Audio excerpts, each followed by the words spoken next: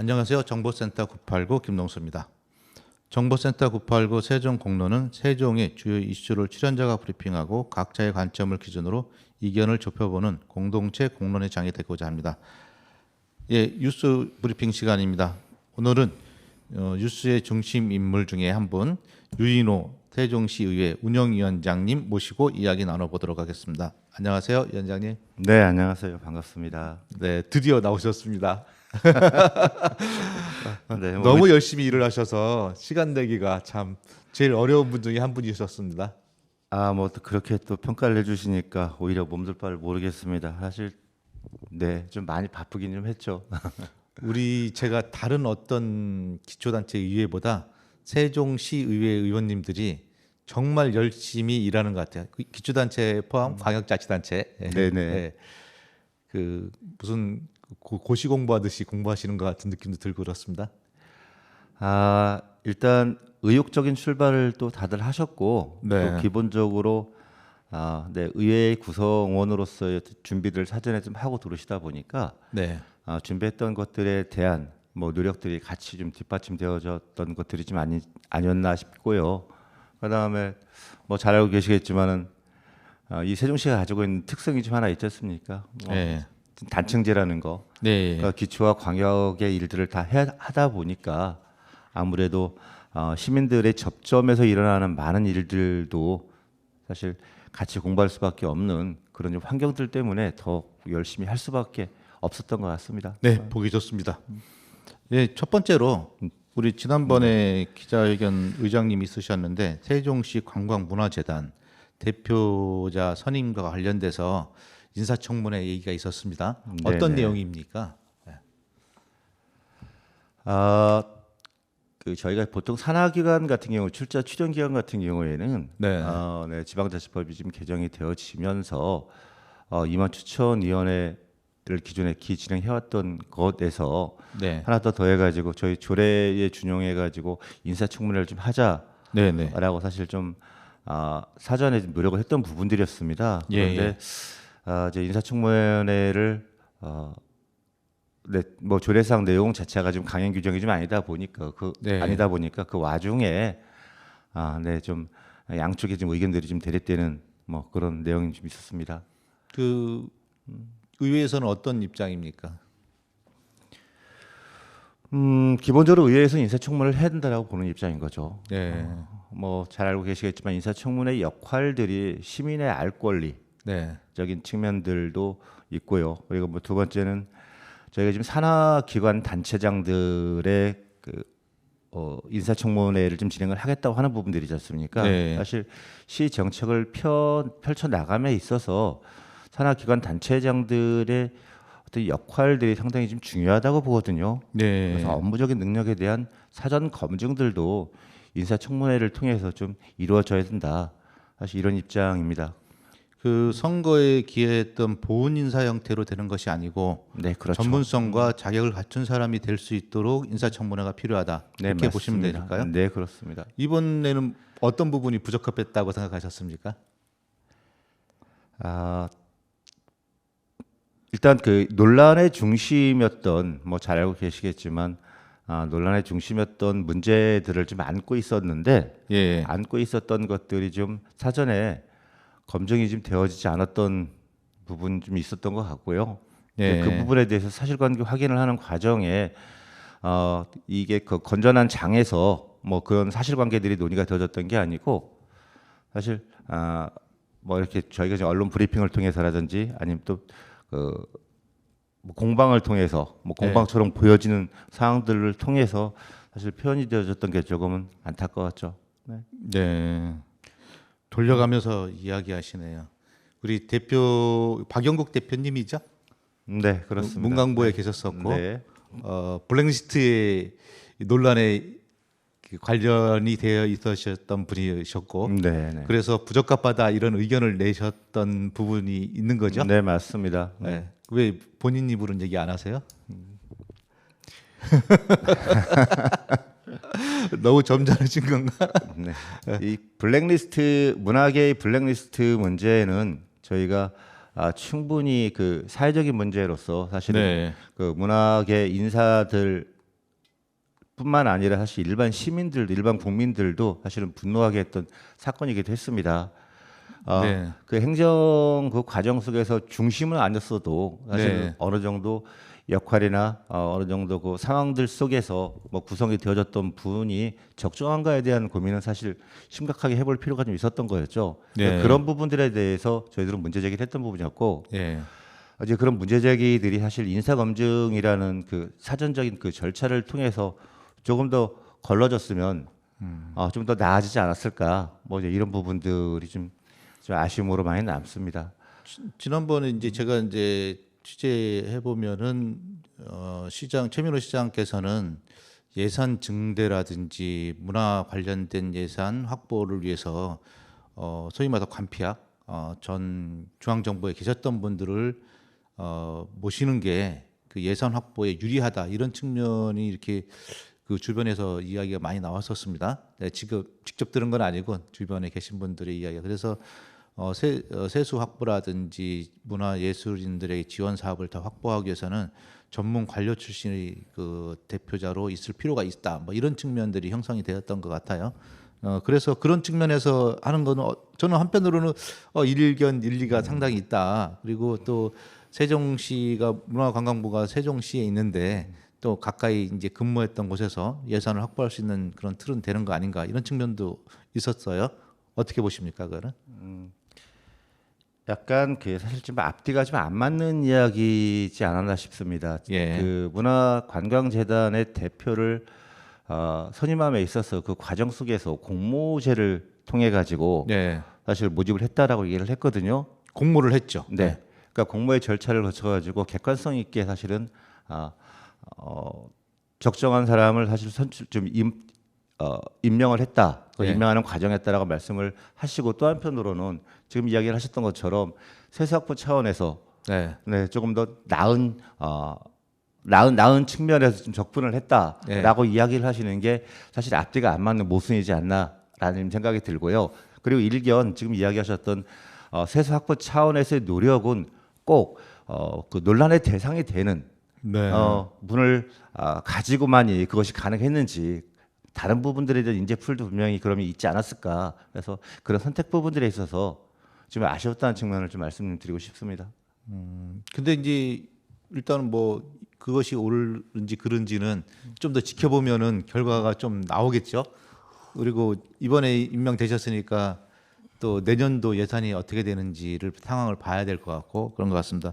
그래서 인물적인 측면에서는 그런 내용들이 이슈가 되었던 것 같고 인사청문회 관점에서 보게 되면은 과거에 그 이춘희 시장이 계실 때도 인사청문회 조례는 통과되었었는데 그때도 진행은 안 됐었어요. 근데 왜 이제 와서 정당이 바뀌니까 그렇게 강력하게 요구하냐 이런 측면의 이야기도 있어요. 어떻게 다른 겁니까? 네, 많이 다르고요. 네.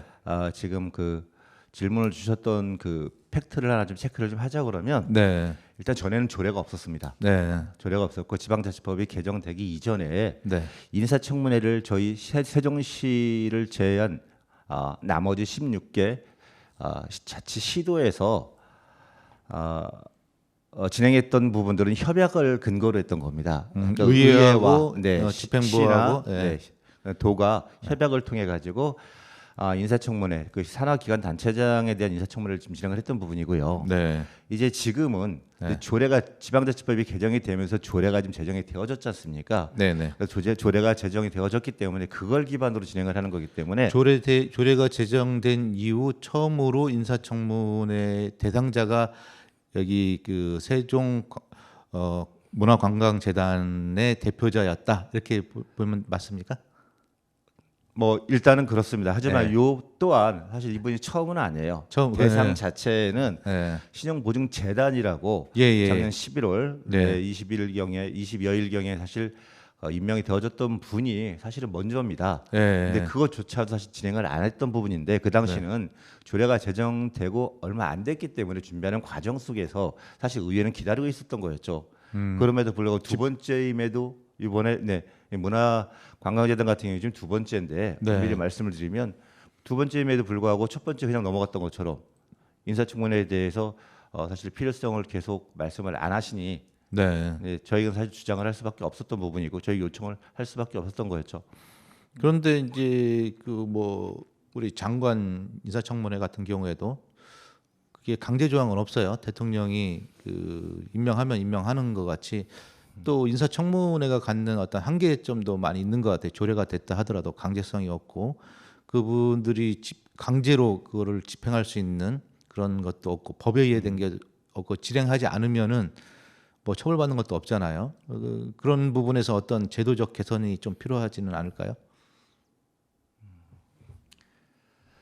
그 강행 규정과 저희가 이제 임의 규정을 놓고 이야기를 좀 하는데요. 그 이제 인사청문회 그 절차상에 있어서 네, 해야 될 부분을 말씀을 일단 뭐 하시는 것 같고 그 다음에 이제 그 사실 이게 이야기를 좀 주셨던 것처럼 인사권 자체가 집행부의 그 수장인 시장께서 지금 가지고 계시기 때문에 이걸 법률적으로 이렇게 규제가 상위법이 사실 규제가 되어 있지 않는 이상 예. 이 법령의 범위 내에서 사실 조례를 제정할 수밖에 없다 보니까 만들 수 있는 게 되게 제한적입니다.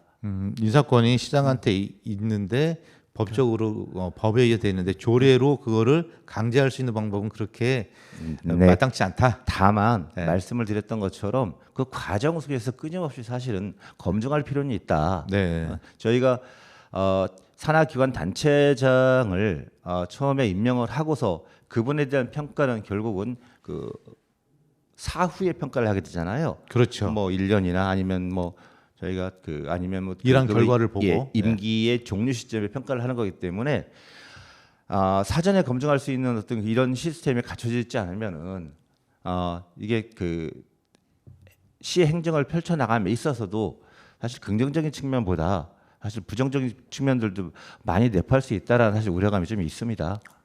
그런 것 같아요. 그 실제로 보면은 그런 검증 과정을 거치게 되면은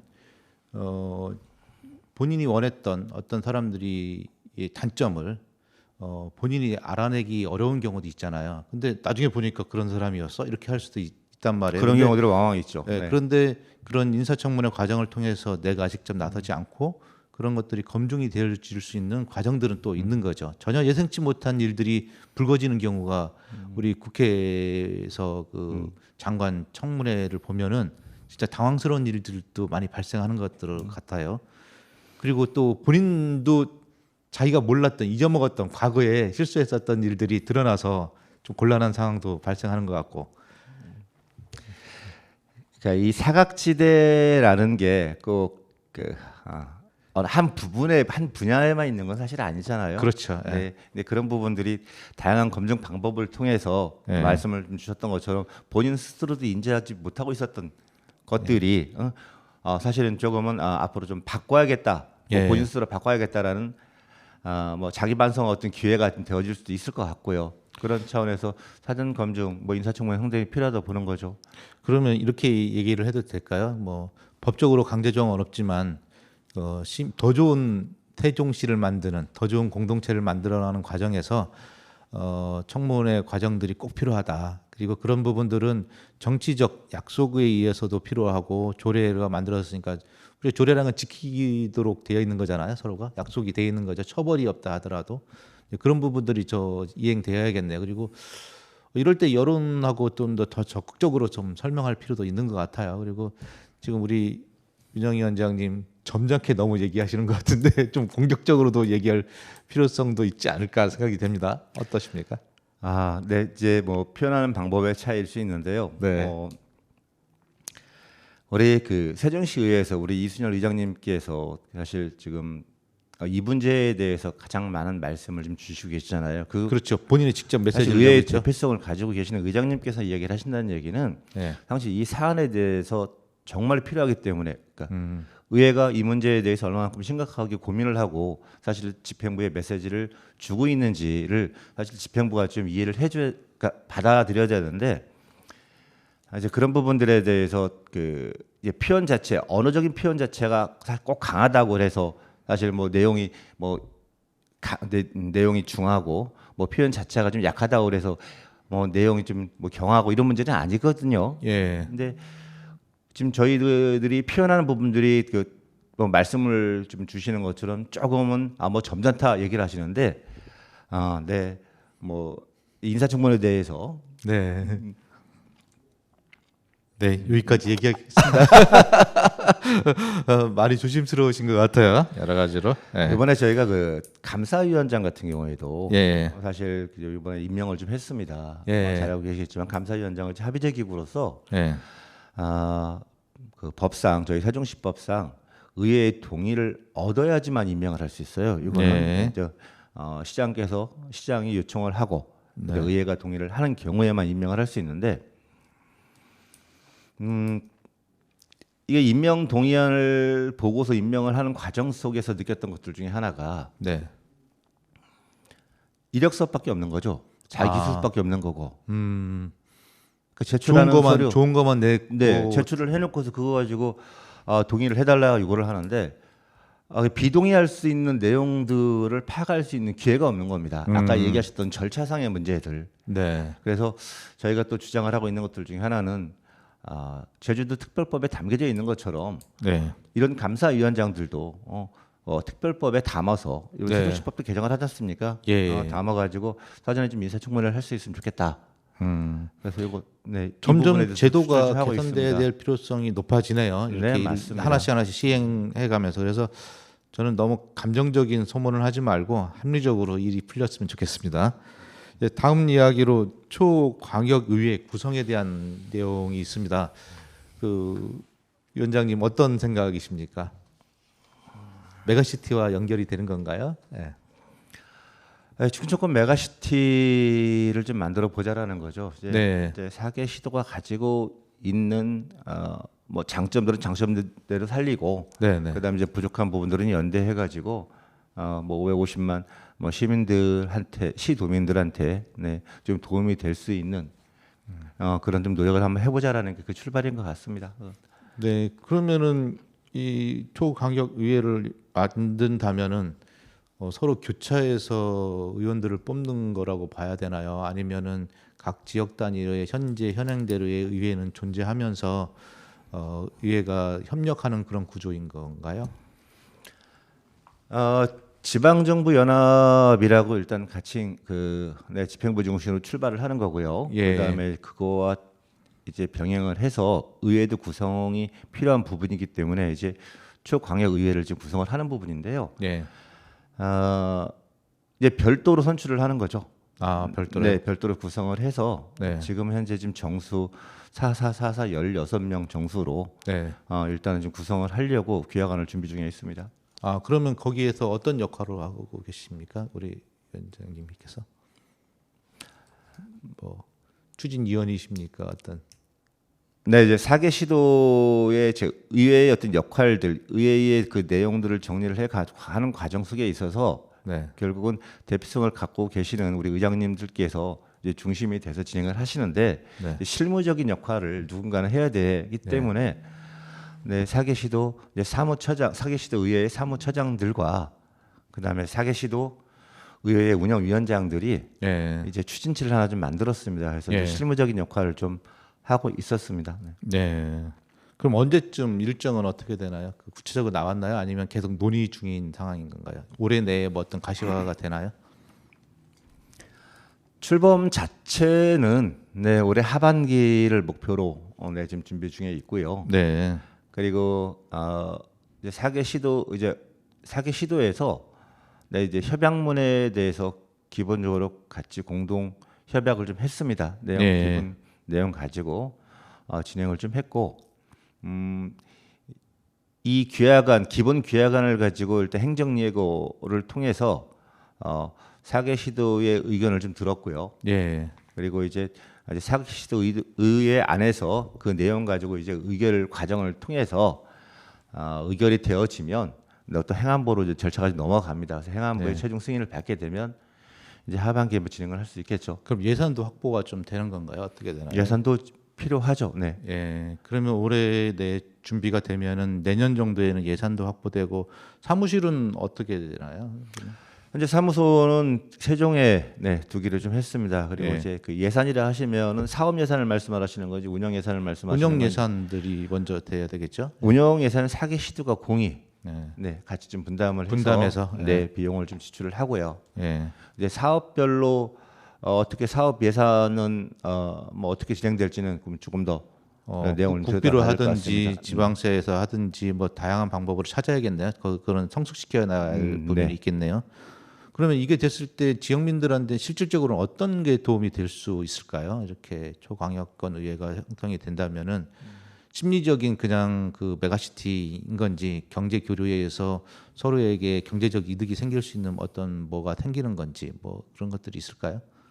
그러니까 공동 업무를 찾아내가는 게 사실은 상당히 어렵습니다. 예. 말씀을 좀 주셨던 것처럼 어떤 것들을 해야 될지 또 어떤 것들이 결국 사계 시도에 도움이 되어지는지에 대한 고민은 이제 끊임없이 하고 있는데요. 일단 교통망 같은 경우에 네. 사계 시도의 원활한 교통망을 위한 교통 체계. 중앙 정부의 어떤 뭐 지원을 뭐 더불어서 네. 뭐 진행하는 부분들이 병행이 되어진다 그러면 이제 그런 것들은 도움이 될 것 같고요. 그러면 첫 번째로 대전하고 세종 간의 그 지하철 문제 이것도 먼저 해결하는 데 도움이 많이 되겠네요. 네, 그 안에서 같이 논의가 교통 문제, 되어지면서 예. 좀 시너지를 얻을 수 있겠죠. 아, 그러면은 메가시티를 많이 외치기는 외쳐요, 사람들이. 근데 이제 국회의원들도 나서고 정치적 이슈로 많이 파이팅이 되고 있는데 실질적인 첫 움직임이네요, 이게. 어떻게 보면 그런 경제랄까 협의체 같은 것들이 탄생되는 게 의회가 먼저 앞장 서는 거네요. 그 집행부보다도. 그렇지는 않습니다. 네. 네, 일단 집행부가 구성이 되어줘야 또 역시 또 집행부도 의회도 같이 구성이 되는 같이 거예요. 구성이 되는 거니까요. 그 동시에. 네네. 그러면 동시에 만들어지면서 네, 의회도. 같이 만들어지는 거죠. 예, 그렇군요. 그러니까 그러면은 그 내년도 그러면 시장들 그 다니는 광역자치단체장들 간에도 협의체가 이미 구성이 되어지는 상황들인 건가요? 그러니까 집행부 구성 부분들에 대해서는 집행부에서 사계시도 집행부에서 논의를 계속 하고 있는 거고요. 예. 그다음에 이제 의회는 이제 의회 관련돼서 의회 안에서 논의를 하고 있는데 네. 다만 이제 이걸 만들기 위한 추진단이 필요하잖아요. 예. 네, 네, 추진단이 지금 구성이 되어져 있죠. 예. 그래서 추진단이 구성이 되어져 있고 추진단은 현재 그 독립적인 형태로 운영이 되어질 수 없기 때문에 이제 행정 그 편제 안에 들어가 있는 거고 그 네. 행정 편제가 지금은 이 업무를 추진하기 위해서 세종시 조직 안에 들어 있습니다. 네.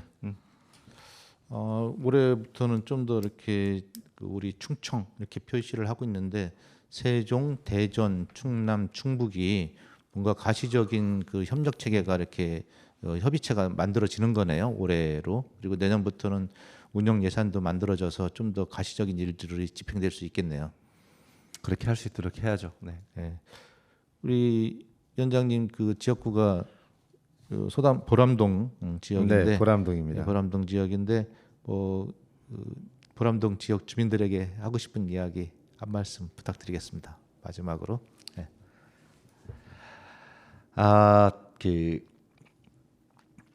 의회에 들어와서 1년 반 정도 좀 지났습니다. 네네. 네, 뭐 저를 비롯한 저희 20분의 의원님들이 각각의 지역구를 위한 그 활동들을 되게 많이 하셔요. 네. 또 하고 계시고 정말 열심히 하는 것들 네, 많이 같아요. 하고 계시고 네. 또 이제 활동 그 과정 속에서 또 시민들의 목소리가 이제 집행부에 잘 전달될 수 있도록 네. 사실 노력도 좀 많이 하고 계십니다. 네. 뭐 저 또한 사실 지역민들의 목소리를 좀 듣고 그게 시 집행부에서 진행하고 있는 각종 사업들을 그다음에 정책들이 좀 반영될 수 있도록 또 열심히 좀 찾아보고 있는데요.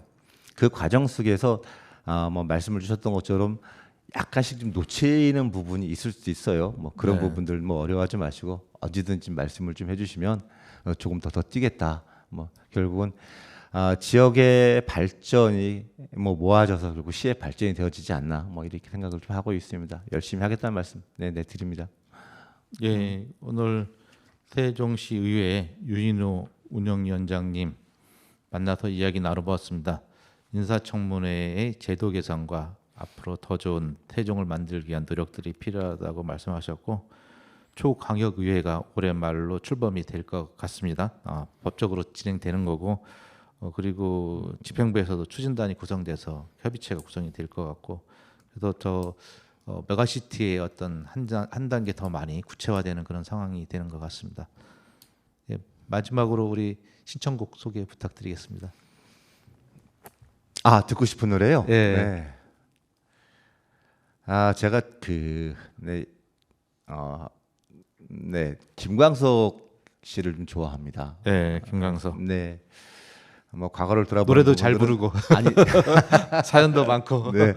뭐 과거를 돌아보는 부분들은 아니지만 네. 그래도 가끔 한 번씩 이제 김광석 씨 노래 듣다 보면 참 뭐 생각에 잠기면서 조금 자기 정리가 될 때가 좀 있더라고요. 네. 30쯤에 이거 좀 신청을 좀 해도 될까요? 네. 그럼 30쯤에 김광석의 부탁드리겠습니다. 30쯤에 들으면 이걸 마치도록 하겠습니다. 수고하셨습니다. 네, 고맙습니다. 네. 네, 이어지는 코너입니다. 세종, 충청, 대전 지역의 정가 소식 이야기 나눠보도록 하겠습니다. 김동석 박사님 나오셨습니다. 반갑습니다. 네, 안녕하세요. 김동수입니다. 예, 선거가 얼마 남지 않아지면서 다양한 이슈들이 우리 충청권에도 만들어지고 있습니다. 네. 어떤 사연을 들고 나오셨습니까? 네, 일단은 뭐 어차피 한 달 남짓 남은 22대 국회의원 선거, 네. 선거가 있습니다. 뭐 우리 애청자 여러분께서 잘 아시다시피 우리 대전, 세종, 충청권의 선량들을 잘 뽑아야 대한민국이 제대로 갈 수 있지 않겠나 싶어서 핫 이슈죠. 다들 항상 누가 공천되고 누가 하고 있냐 있습니다. 그래서 거의 다 끝났어요. 이제 다 네. 끝났습니다. 다 끝났기 때문에 딱 한 군데만 남았어요. 어디가? 세종. 세종 갑. 세종 그뭐 갑이요? 이달 11일 다음 주에. 네네 네. 끝나고요. 그래서 곧 이제 대진표는 확정이 되는데 뭐 다 끝났다고 봐야죠. 그러면 한번 점검해 네. 볼까요? 네, 대전에는 세종부터 하시죠. 세종 갈까요? 네, 세종 을지요? 갑. 네, 세종 갑시다. 을부터 할까요? 예, 세종 을. 을. 좋아요. 확정되는 네, 곳이요? 세종 을. 현재 강준현 더불어민주당 예. 의원이 공천 단수 공천 받아서 더불어민주당. 예. 예. 그렇게 됐고요. 그다음에 이준배 국힘당은 이준배 전 세종시 부시장 정무부 시장 하셨죠? 했던 이준배 후보가 공천이 돼서 경선을 통해서 공천돼 가지고 예. 일단 두 분이서 일단은 하게 됐는데 거기에 또 이제 변수가 네. 새로운 미래라고 해서 네. 민주당에서 탈당한 이낙연 예. 대표의 그 금태섭? 당이 있습니다. 네네 그렇죠. 그쪽에 당들이 예. 컷오프 되셨죠? 네. 그 단수 공천이 되면서 네네 끝난 거. 이태환 후보가 경선이 아니었죠. 네, 예. 그래서 그쪽으로 뭐 나간다고 지금 돼 있고요. 그다음에 세종 갑은 예. 국민의힘에서는 유재화 후보가 결정이 됐습니다. 예. 결정이 됐는데 민주당에서는 아직 결정이 안 됐어요. 좀 전에 예. 말씀드렸다시피 다음 주 3월 11일 국민 경선 세종 시민이면 누구나 참여할 수 있는 그런 경선을 통해서 결정할 것 같습니다. 그 후보가 뭐 노종용, 박범종, 이영선, 이강진 무순입니다. 예. 그래서 네 분 중에서 한 분이 될 것 같고요.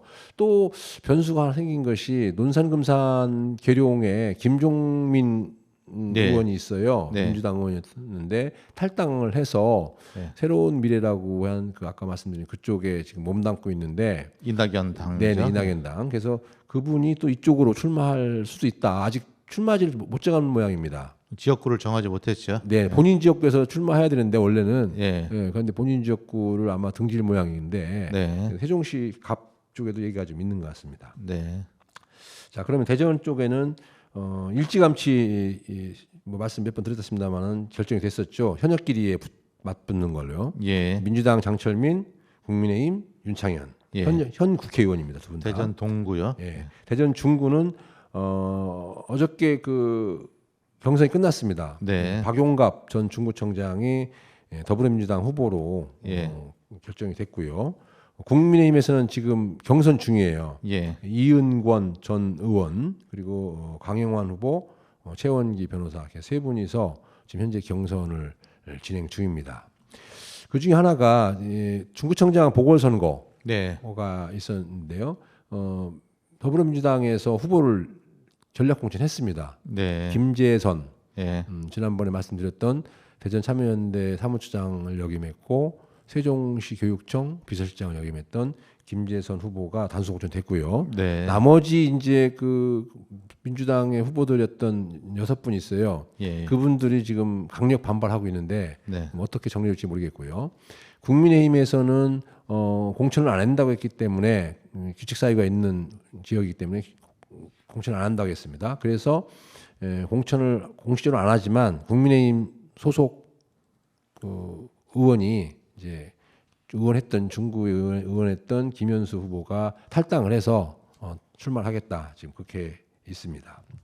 그리고 서구갑은 장종태 전 서구청장이 경선에서 이제 후보로 됐고요. 그다음에 국민의힘에서는 조수현 변호사가 역시 경선에서 되었습니다. 그런데 여기도 이제 안필용 민주당 후보였던 안필용 예비 후보였던 그 후보가 새로운 미래로 또 가겠다는 그런 입장 표명을 했고요. 네. 그다음에 유직원 예비 후보가 그냥 시민의 후보로 무소속 나가겠다 네. 그렇게 선언한 상태입니다.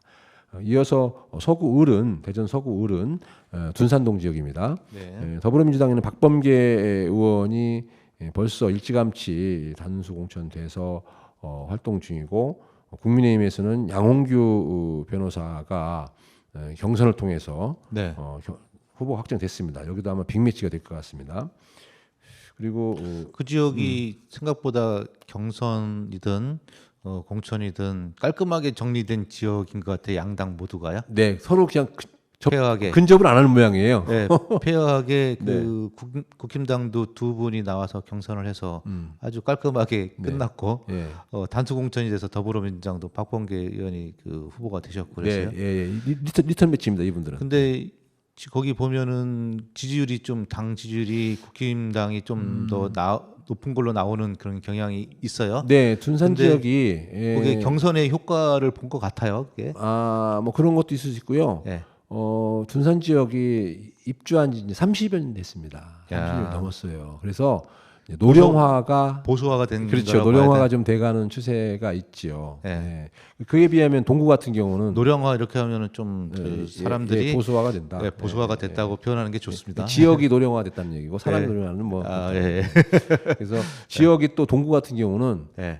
재개발 지역, 이슈가 재건 있어요. 지역이 많기 때문에 네. 새로운 또 입주 젊은 많습니다. 사람들이 네네. 그래서 또 신혼부부도 오고 정치 지형이 좀 바뀌고 있는 것 같습니다. 그런 주거 환경이라든지 이런 거에 따라서 그럴 수 지역이 있죠. 바뀌는 거죠. 네, 세종도 네. 아시다시피 새로 조성된 신도시이기 때문에 젊은 시민들이 많이 입주했잖아요. 예. 네, 그래서 상대적으로 진보적인 네. 분들이 많이 있었던 것 같죠. 그래서 유성갑은 조승래 후보가 확정이 됐고 역시 국힘당에서는 윤소식 후보가 됐습니다. 예. 유성을은 민주당에서 황정아 후보가 전략공천이 돼서 하고 있고요. 이상민 의원이 빠져나간 자리를 황정아 후보가 좀 되고 이상민 의원은 국힘당에서 그대로 공천을 받았습니다. 지금 탈당하신 분들이 국힘당 옷을 입고 나오는 데가 몇 곳이 있어요. 근데 예, 대전은 없는데 대전은 여기 이상민 의원밖에 없는데 예. 저쪽에 뭐 그 서울이나 예. 몇 군데는 있습니다. 지금 현재로서는 다행히 근데 민주당에서는 다행이라고 생각하더라고요. 국힘당으로 나오니까 예를 들면은 무소속 나오면은 그 더불어민주당 표를 갉아먹는데 예. 저쪽으로 가면은 그렇진 않을 것 같다 이런 판단이 좀 있는 것 같아요. 그렇죠. 네. 대한민국은 정당 정치, 그것도 양당 정치가 중심이기 때문에 양당 정치화 됐죠. 네, 중심이기 때문에 그랬고요. 자, 대덕은 더불어민주당 박정현 후보가 단수 공천됐고요. 네. 그다음에 박경석 국힘당 박경석 변호사가 후보로 경선에서 됐습니다. 네. 그런데 이제 경선 전에 탈당한 현재 그 국회의원이죠, 현 국회의원 박용순 의원이 탈당을 해서 새로운 미래당 즉 이낙연당으로 출마한다고 해서 3파전이 될 것 같습니다. 근데 여기는 좀 더불어민주당에서 우려를 많이 하고 있는 것 같아요. 박영순 현재 국회의원이 네. 당 조직도 있잖아요. 이분이 네네. 또 오랫동안 네네. 활동하고 그럼요. 오셔서 네네. 그래서 그 민주당 쪽 표를 분산시킬 거다 이런 측면도 있고 그래서 국힘당이 유리한 거 아니냐 뭐 이런 측면 얘기가 많이 나오는 지역인 것 같아요. 네, 100% 맞는 말씀입니다. 예. 왜 그러냐면 그렇지 않아도 그 대덕구가 보수 쪽이 좀 강했던 지역입니다. 그랬죠. 네, 예. 그래서 박영순 의원이 참 상당히 오랜 그 인고 끝에 배지를 달아서 네.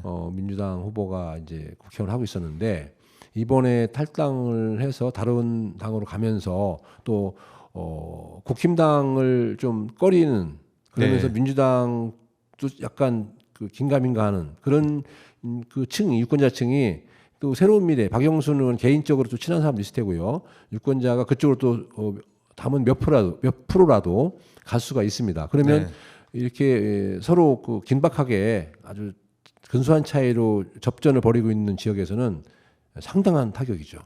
네, 그런 이야기들을 국힘당에서는 그런 지역을 더 좋아하시는 것 같더라고요. 웃고 있겠습니다. 예. 제가 볼 때 웃고 있을 것 같다는 생각이 듭니다. 그쪽도 그렇고 경쟁자의 불행이 나의 행복인 상황입니다. 네네. 네. 그쪽도 그렇고 서구갑도 서구갑 지역도. 서구갑 지역도 박병석 의장님이 불출마 선언해서 이제 하는데 장종태 청장이 오랫동안 거기서 공직 생활을 하고 구청장을 2번을 하셨기 때문에 탄탄해요. 예. 탄탄하고 박병석 의장님 후광도 있고 네.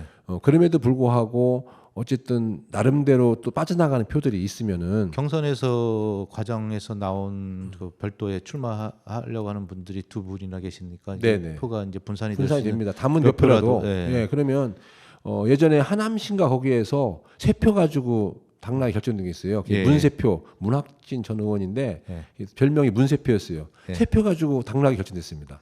재검표 됐는데도 3표였어요. 대한민국은 참 좋은 나라예요. 3표로 당선되는 당락이 결정되기도 해요. 네네.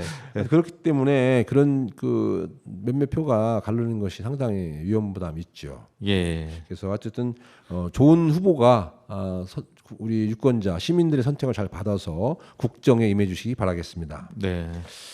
네, 두 번째는 참 이거 희소식인데요. 네. 대전시에서 임신 출산 누리집을 오픈했답니다. 네. 그러니까 뭐냐면 흔히 말하는 플랫폼이죠. 네. 사이트인데 우리가 이제 누리집이라고 세종시니까 누리집이라고 홈페이지? 홈페이지인데 누리집이라고 명명합니다. 근데 이게 뭐냐면 지금 그 청년 세대 또는 아이를 갖고 싶고 아이를 낳고 싶고 키우는 그런 젊은 세대들이 이제 부모님으로부터 주변으로부터 어떤 조언을 받고 조력을 네. 받고 어떤 그 정보를 얻을 수 있는 것들이 한계가 있다. 더군다나 맞벌이하기 때문에 그것 때문에 맘카페가 활성화가 많이 됐죠. 그렇죠. 우리. 네, 그래서 이제는 이거를 아예 대전시에서 공공 영역에서 행정력을 뒷받침해서 네. 정보 제공해주겠다. 공식적인 그 메시지를 낼 수도 있고 네네. 정보를 정확한 정보를 전달이 되겠네요. 그렇죠. 이제 거기에 탑재되는 정보나 내용들은 대전시에서 공증을 하고 입증을 하기 때문에 진작에 나왔어야 되는 거죠. 그렇죠. 네. 전국 최초입니다. 아 그렇군요. 네, 그래서 제가 지금 오늘 소개한 거고요. 아이고 이장우 시장께서 전국 최초로 하신 것 네. 나타났네요. 매우 좋아해요. 그분은 뭐 최초, 최고, 네. 명품 뭐 그런 걸 되게 좋아합니다. 그래서 네. 전국 최초. 어쨌든 아주 좋습니다. 네, 예. 그래서 세종시나 우리 주변에 있는 지자체에서도 이런 것들은 벤치마킹 해줘. 아이를 낳았는데 어떻게 될지 저도 아이를 처음 가졌을 때부터 네네. 만났을 때부터 네네. 참 이게 고민이 되더라고요. 아, 그럼요. 네. 네네. 그래서 좀 처음 접하는 일이잖아요. 네네. 다. 네. 여러 애를 낳는 것도 아니고 네네. 한두 애만 지금 낳는 그런 추세인데 네네. 뭐 배울 겨를이 없잖아요. 네네. 부모님도 안 네. 계시고. 예. 그래서 세종시에서도 벤치마킹 했으면 좋겠다 말씀드리고요. 네. 특히 세종시는 젊은 도시이기 때문에 이런 거 같이 운영해도 좋을 것 같은데요. 세종시, 충남, 충북 이렇게. 그렇죠. 네, 네. 네, 네, 네, 좋죠. 그런데 이제 홍보나 접근성의 한계가 서로가 있기 때문에 네네. 각자의 영역에서 따로 하면 좋겠다 생각이 들고요. 네. 또 한 가지 대전시 칭찬했으니까 세종시도 칭찬을 네. 하겠습니다. 세종시의 청소차가 새벽에 돌아다니고 막 하지 않습니까? 예, 예. 그러니까 분리수거한 그런 재활용 수거차도 있고, 네, 그다음에 크린넷으로 하긴 하지만 네, 네, 일반 쓰레기 지역이 수거차도 예, 있습니다. 예. 근데 그 청소차 면 한쪽에 세종시 홍보, 세종시 네. 정책에 대한 알림 서비스 홍보를 한답니다. 그러니까 정책 홍보. 네네. 그러니까 일반인들이 그냥 쑥 지나가는 것이 아니라, 그러니까 좀 기피하는 그 차량이 아니고 좀 멀리할 차량이 냄새나 차량이 아니라 우리한테 좋은 훨씬 더 깨끗하게 하고 다니겠네요. 그렇죠. 일부러 그전보다도. 더 그렇죠. 그걸 붙이면 당연히 깨끗해지죠. 그래서 네. 상당히 좋은 아이디어다고 해서 칭찬을 하고 싶습니다. 예. 그리고 지금 다들 지금 아프지 말아야 됩니다. 네. 예. 아프지 말아야 됩니다. 지금 참 상당히 국가 위기 상태 같은데요. 의료 대란이 아직까지 지금 안 되고 있습니다. 해결이 상당히 문제가 되고요. 지금 2,000명을 증원 학생들 증원하겠다 했는데 지금 40개 대학 의대에서 받아봤대요. 근데 3,401명이 네. 증원하겠다고 지금 각 대학에서 했는데 대학에서는 지금 의대 인원을 늘리고 늘리고 싶어하는 싶죠. 욕망이 엄청나게 크죠. 그런데 의대에서는 그리고 의과대에서는 지역의 소수 의대 같은 경우에는 학생들이 워낙 적으니까 더 늘리고 싶어하는 네네. 이참에 네네. 파일을 키우자 이런 네. 측면이 있는 거죠. 좋죠. 얼싸릇하죠. 대학을 운영하는 집행부 측면에서는 네. 너무 좋은 호재인 거죠. 네, 호재인 겁니다. 그래서 그거를 이용해서 그리고 했는데 의대 가고 싶어하는 학부모를 둔 친구들도 전부 다들 이번 기회에 들어가자. 네. 파이가 갑자기 늘어나니까 훨씬 더 네네. 되겠죠. 네네. 하여튼 그래서 그렇고요. 어쨌든 지금 그 전공의들 흔히 말하는 인턴 레지던트 같은 네. 그런 전공의들이 한 8,900여 명이 지금 다 사직을 했고, 예. 그다음에 여기에서 뭐가 문제냐면 전임의 예. 전담해서 대학병원이나 큰 병원에서 전담해서 진료를 해주는 그런 분들이 지금 또 사직 갔다거나 뭐 이직하려고 하는 추세가 있습니다. 예. 그래서 빨리 이 문제는 의료계에서는 국민들의 어떤 생명과 건강권을 확보하기 위해서 좀 노력을 해서 전향적으로 판단해야 되겠고요. 정부에서도 그렇게 강하게 드라이브하는 것이 아니라 좀 더 대화를 좀 더 하면서 충분히 좀 숙성을 시켰으면 좋겠습니다. 우리 국민의 입장에서는 질 좋은 서비스를 받고 싶은 거죠. 의료 서비스를. 네네. 그것이 문제지 두 어떤 정부와 그 당사자 의사들 간의 어떤 알력이 있는 거에 사실은 무관하죠. 누구 힘겨루기 하는 것 같아요. 힘겨루기. 거기에 국민들은 죽어 나갑니다. 예, 그래서 좀 원만하게 해결이 되었으면 하는 바람입니다. 네네. 예. 그다음에 지금 좀 전에 우리 유인호 운영위원장님 다녀가셨습니다마는 세종시에서 네. 이소희 의원이 비례대표인데 네네. 사임을 하셨답니다. 네. 뭐 국민의힘 뭐 위성 정당인 비례대표 정당으로 간다고. 네. 근데 그 자리가 세종시 교육안전위원장이라고 하는 상임위원장인 자리인데 네. 그것 때문에 의회 내부에서 좀 분란이 있는 모양입니다. 네. 어떤 분란입니까? 그러니까 이소희 전 의원이 국힘의 몫으로 자리를 하고 있었는데 이번에 이제 이소희 의원이 빠지면서 그 자리를 누군가 메꿔야 되는데 네. 국힘에서 후보 추천을 하려고 하니까 이제 우리 민주당 쪽에 있는 의원님들이 야, 당신네들 측에서 사임에서 생긴 공석기 때문에 이거는 다수결의 원칙에 의해서 선임하자. 네.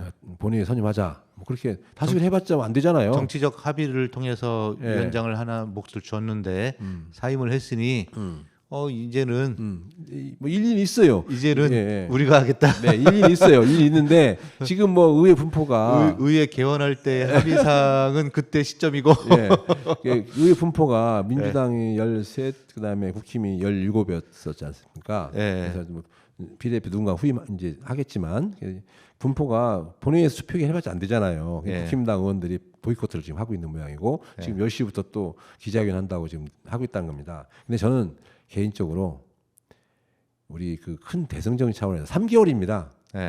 어차피 6월 말까지예요 임기가. 7월 상반기 1일부터는, 하반기 나눠서 그렇죠. 하도록 돼 있죠. 7월 1일부터는 새로 또 판을 짜야 돼요. 그런데 그렇게 굳이 이거 가지고 잡음을 잡음을 할 게 뭐 있겠습니까? 저는 그런 조금 쫀쫀하네요. 조금 아쉬워요. 네. 거기에다가 뭐 의정비도 많이 인상도 하시고 그런 것들은 좀 거기다가 뭐 다 여비도 많이 인상하시고 조용히 지나갔어요. 네, 그거는 자체 결정할 수밖에 없는 건데 의정비 물론 당연히 다 현실화 시켜줘야죠. 현실화 시켜주는 대신 일을 시켜야 돼요. 또 일을 해야 돼요. 돈은 받은 만큼 해야죠. 값어치를 해야죠. 그래서 의정비 인상하고 여비 인상했으니까 그 인상된 만큼 더 충실하게 의정 활동을 하기 바라겠습니다.